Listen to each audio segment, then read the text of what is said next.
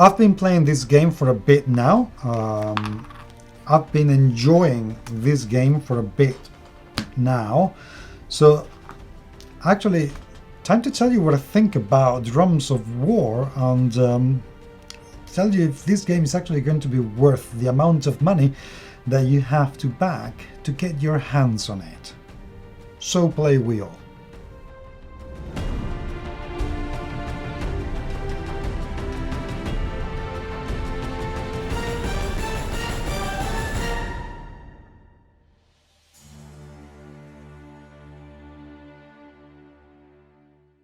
Okay, as you can see, I have been playing this game literally right now, and I've had a blast. That's the truth. What is Drums of War? Drums of War is a game for 1 to 2 players, and it's a battle game in which 2 armies, one for humans and one for non-humans, are going to fight each other, and there are 2 types of winning conditions. One is that, well, there's a losing condition, which is if you run out of units to fight with, and there is another losing condition, which is if your general gets too many hit points, too many wounds, and it gets defeated, and then that's it. That's how the opposite win the game. Setup is incredibly easy. If you have already watched the how to play video, you will see it takes next to no time, in 1 minute. The box is tiny, you can take anywhere. It's been beautifully produced, and this is just the prototype, so it will get better when it's properly published. The printing is gorgeous, everything has been very carefully taken care of, which is very nice indeed. But then that's something that Eclipse Editorial and Draco Ideas do very, very well.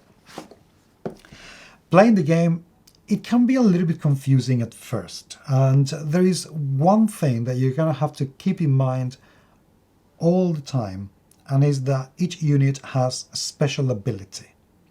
This is not an inherent flaw of the game, but it is the one thing that you're going to have to keep in mind more often than not, and that gets forgotten more often than not.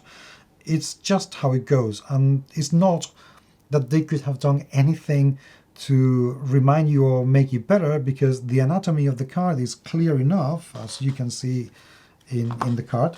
So it's not something that it could be shoved down your throat anymore.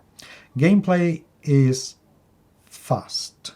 There is very little room for analysis paralysis with this, because the only thing you have to do is to think, well, a lot of things, actually. That's the truth. You have to think how many cards you have to give up from your hand in order to be able to put them on the table.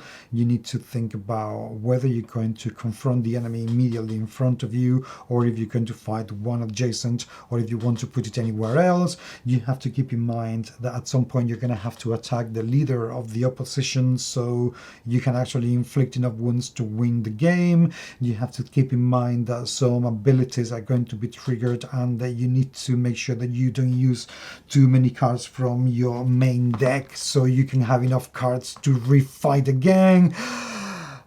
Yes, this is a more complex game than you may think or look about at the very beginning when you start playing. But actually, that is one of the beauties of the game, because it means that it has a level of depth that warrants taking a look into, and it warrants replayability. Having 4 different heroes that you can use regardless of what hero is using the other player means that there is plenty of chance to play the game and try a different tactic. Yes, its life is finite. Don't get me wrong. This is not a game the kind of, easy to learn, hard to master, and it's going to keep you going forever and ever and ever and ever and ever. No, eventually you're going to learn, because the level of cards on the opposition means that you can learn how many cards are left, and therefore more or less what's going to be coming in the future. So even though that's going to take you a while, but eventually it will become a tiny little bit predictable. That doesn't worry me too much, to be honest, because considering that this game is going to be about 25 euros, $28, give or take, is the amount of money that's worth spending for a game that you can play maybe 50, 70 times before you get tired of it. And because I know for a fact that they have plans to bring out new expansions and stretch goals, so on and so forth, that makes it a good game. It took me, I'm not kidding, about perhaps 15 minutes to learn how to play the game. So it's an easy one to play, and the fact that it comes with solitaire and a 2-player, I quite like it. It fits inside any bag. If you need more space, you can just take the cards, the tokens, ditch this and take it, anywhere to the cinema or whatever and play it. The board is a nice addition, but it's by no means 100% necessary. If you want to get rid of it, you just have to remember where everything goes. It's very, very handy though, and I love having it on the table. But if you were desperate for space, get rid of it, play without it, and it will play just as nicely. I can see myself doing that when I travel and taking this game to play with my husband, because it is that handy.